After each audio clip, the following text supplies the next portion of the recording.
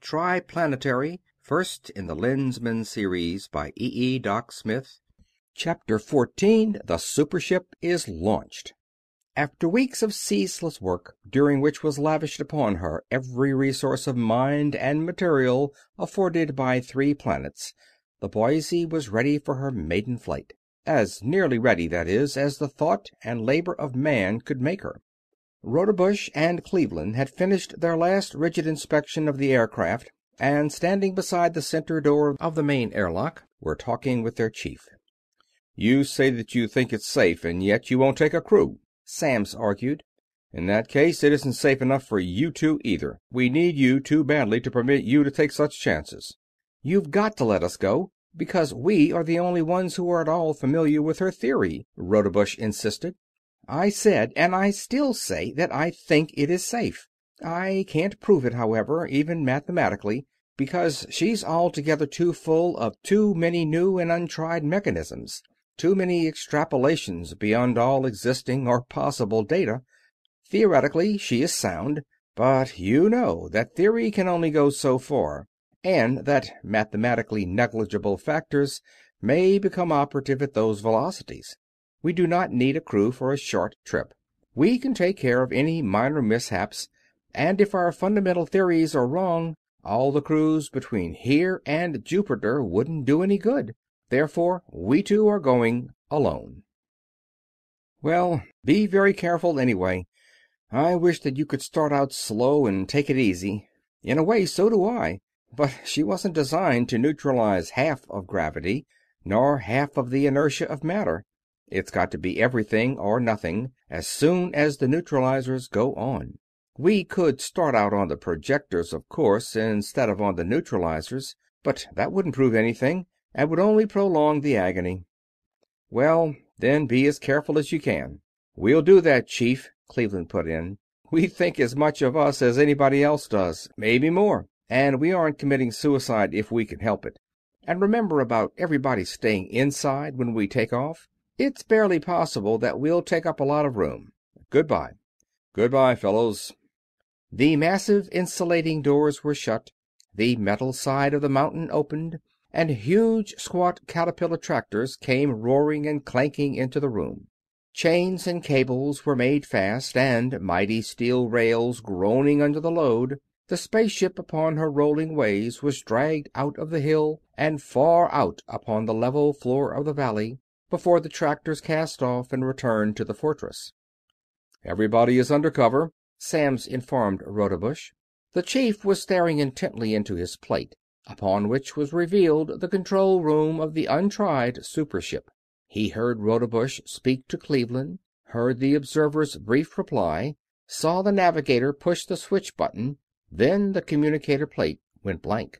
Not the ordinary blankness of a cutoff, but a peculiarly disquieting fading out into darkness. And where the great spaceship had rested, there was, for an instant, nothing. Exactly nothing. A vacuum.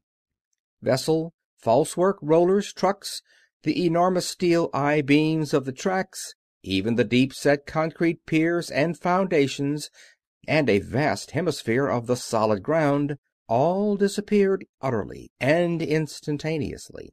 But almost as suddenly as it had been formed, the vacuum was filled by a cyclonic rush of air. There was a detonation as of 100 vicious thunderclaps made one, and through the howling, shrieking blasts of wind there rained down upon valley, plain, and metalled mountain a veritable avalanche of debris, bent, twisted, and broken rails and beams, splintered timbers, masses of concrete, and thousands of cubic yards of soil and rock. For the atomic-powered Rodebush-Cleveland neutralizers were more powerful by far, and had a vastly greater radius of action than the calculations of their designers had shown. And for a moment everything within 100 yards or so of the Boise behaved as though it were an integral part of the vessel.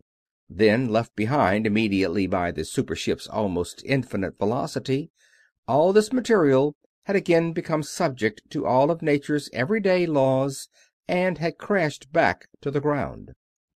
"Could you hold your beam, Randolph?"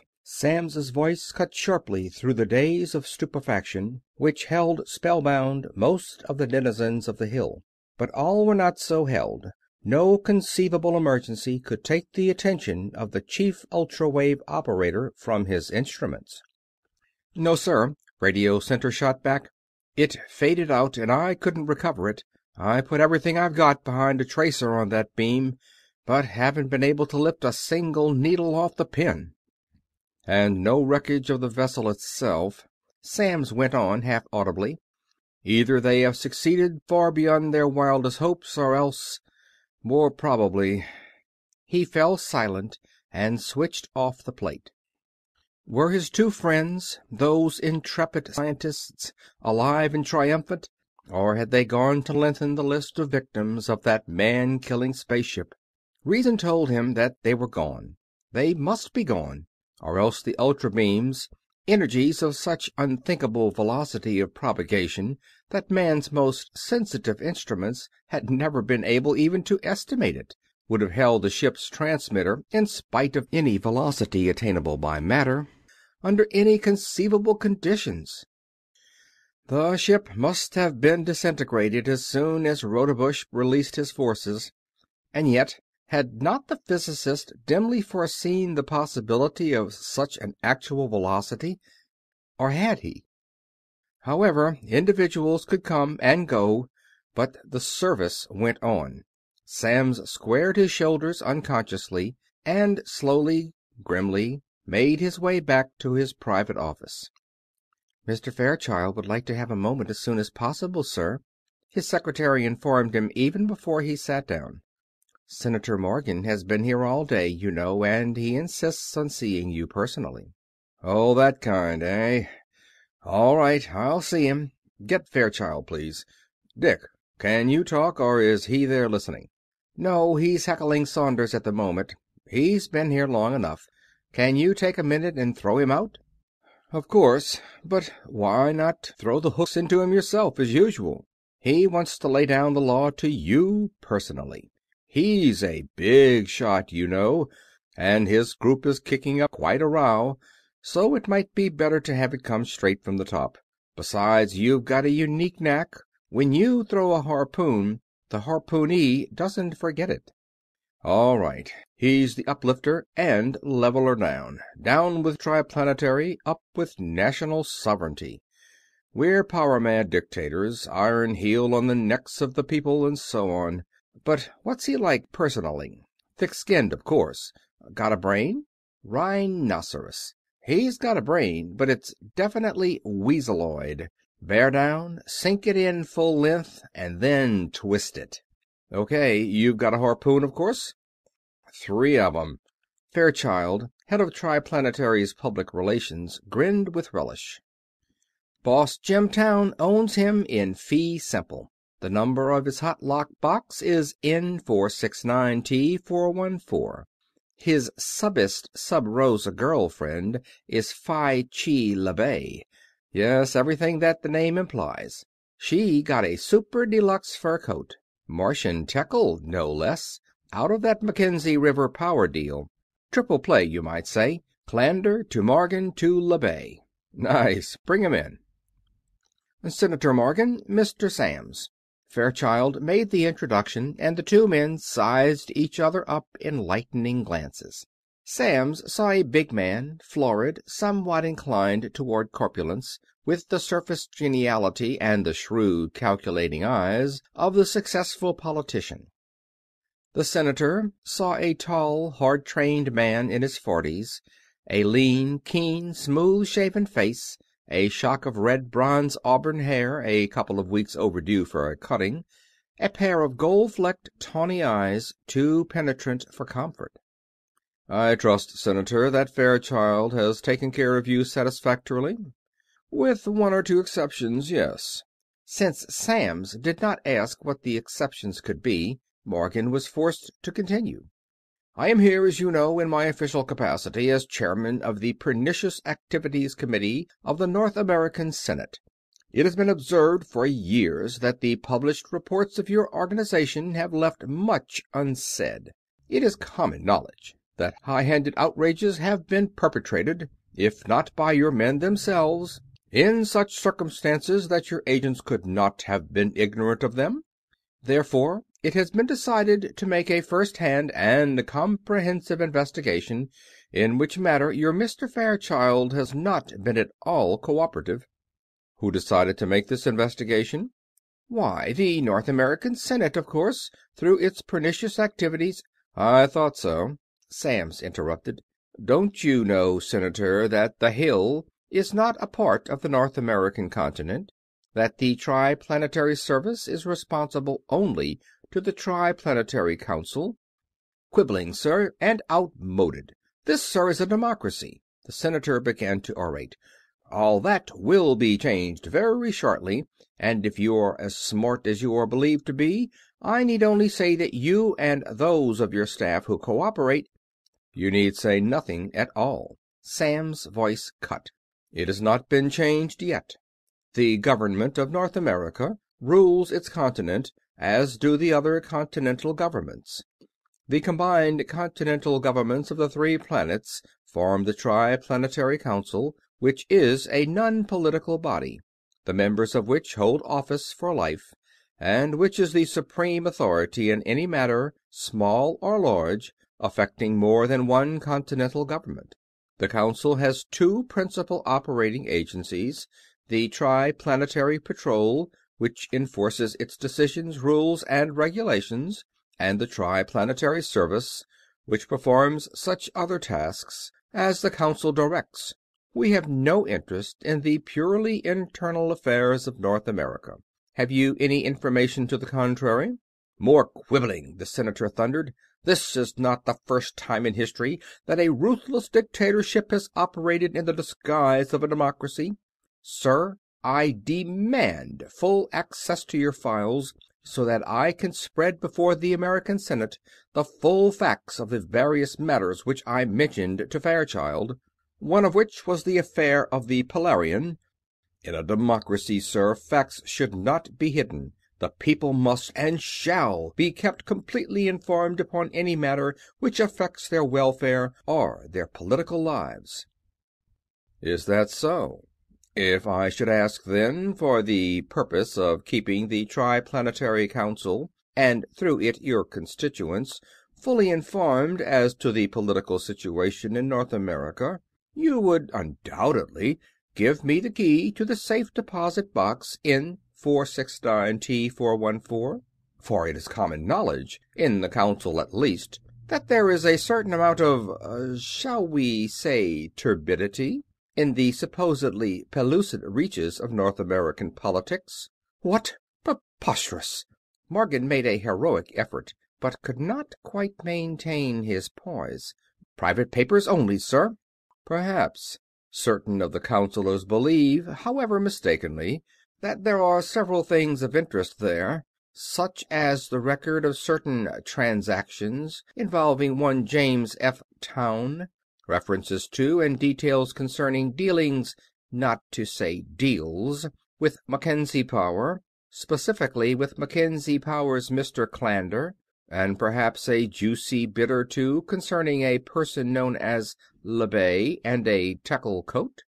Of interest no end, don't you think, to the dear people of North America?" As Samms drove the harpoon in and twisted it, the big man suffered visibly. Nevertheless, "You refuse to cooperate, eh?" he blustered. "Very well, I will go, and you have not heard the last of me, Samms." "No, probably not. But remember, before you do any more rabble-rousing, that this lockbox thing is merely a sample. We of the Service know a lot of things that we do not mention to anybody, except in self-defense." "I am holding Mr. Fletcher, Mr. Samms. Shall I put him on now?" Norma asked as the completely deflated Morgan went out. "Yes, please. Hello, Sid. Mighty glad to see you. We were scared for a while. How did you make out, and what was it?" "Hi, Chief. Mostly Hedive. Some heroin and quite a bit of Martian Ladolian. Lousy job, though. 3 of the gang got away, and took about a quarter of the loot with them. That was what I wanted to talk to you about in such a hurry. Fake meteors. The first I ever saw." Samms straightened up in his chair. Just a second. Norma, put Redmond on here with us. Listen, Harry. Now, Fletcher, did you see that fake meteor yourself? Touch it? Both. In fact, I've still got it. One of the runners, pretending to be a serviceman, flashed it on me. It's really good, too, Chief. Even now, I can't tell it from my own, except that mine is in my pocket. Shall I send it in? By all means. To Dr. H.D. Redmond, Head of Research. Keep on slugging, Sid. Goodbye. Now, Harry, what do you think? It could be one of our own, you know. Could be, but probably isn't. We'll know as soon as we get it in the lab. Chances are, though, that they have caught up with us again. After all, that was to be expected. Anything that science can synthesize, science can analyze, and whatever the morals and ethics of the pirates may be, they have got brains. And you haven't been able to devise anything better? Variations only, which wouldn't take much time to solve. Fundamentally, the present meteor is the best we know. Got anybody you would like to put on it immediately? Of course. One of the new boys will be perfect for the job, I think. Name of Bergenholm. Quite a character. Brilliant, erratic, flashes of sheer genius that he can't explain, even to us. I'll put him on it right away. Thanks a lot. And now, Norma, please keep everybody off my neck that you can. I want to think. And think he did. Keen eyes clouded, staring unseeingly at the papers littering his desk. Triplanetary needed a symbol. A something which would identify a serviceman anywhere, at any time, under any circumstances, without doubt or question. Something that could not be counterfeited or imitated, to say nothing of being duplicated. Something that no scientist not of Triplanetary service could possibly imitate.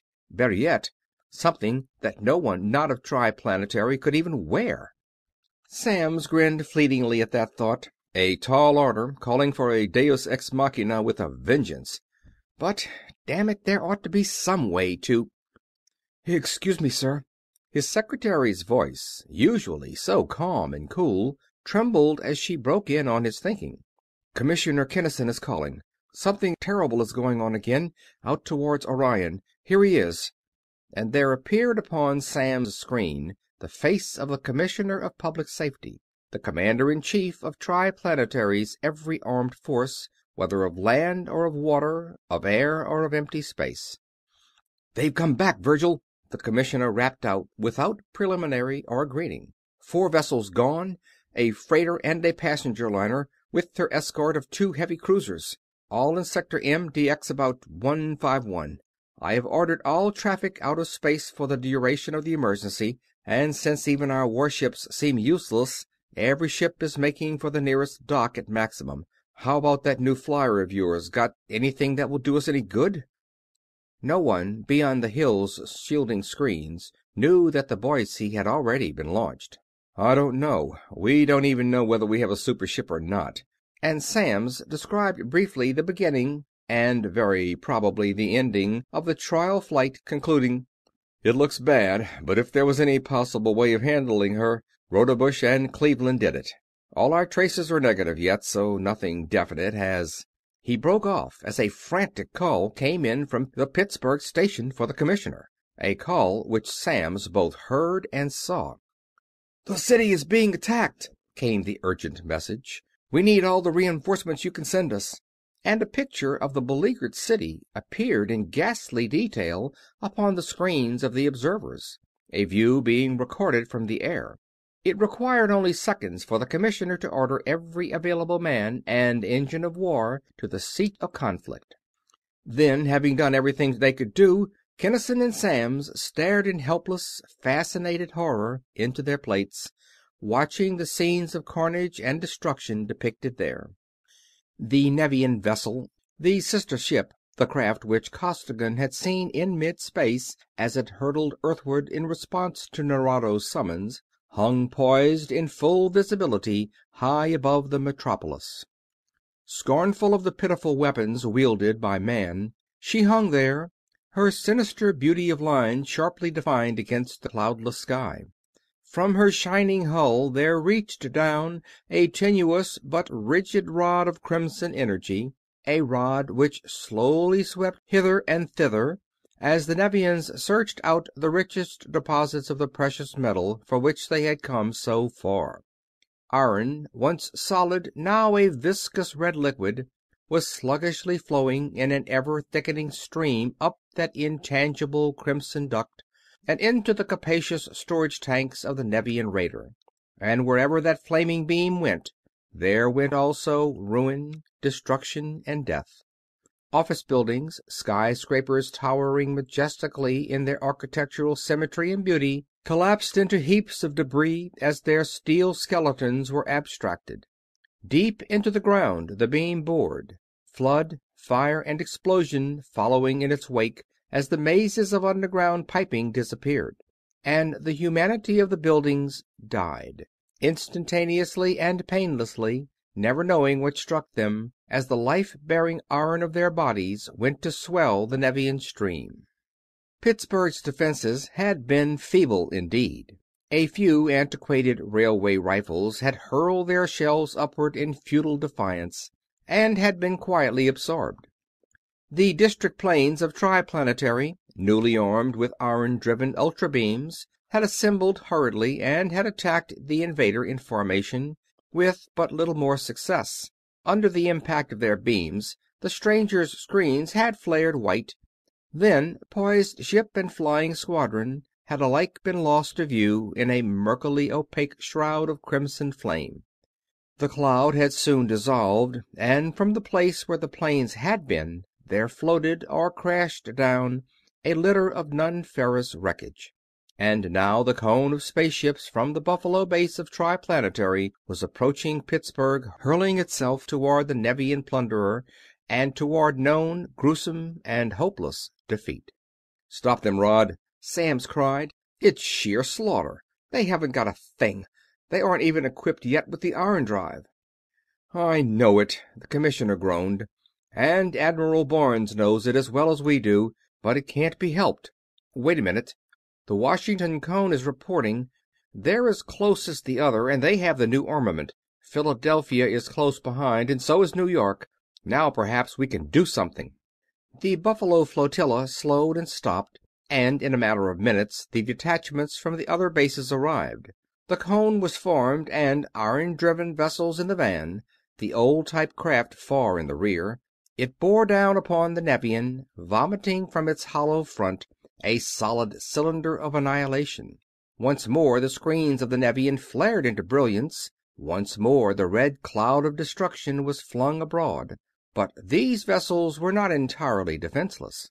Their iron-driven ultra-generators threw out screens of the Nevians' own formula, screens of prodigious power to which the energies of the amphibians clung and at which they clawed and tore in baffled, wildly coruscant displays of power unthinkable. For minutes the furious conflict raged, while the inconceivable energy being dissipated by those straining screens hurled itself in terribly destructive bolts of lightning upon the city far beneath. No battle of such incredible violence could long endure.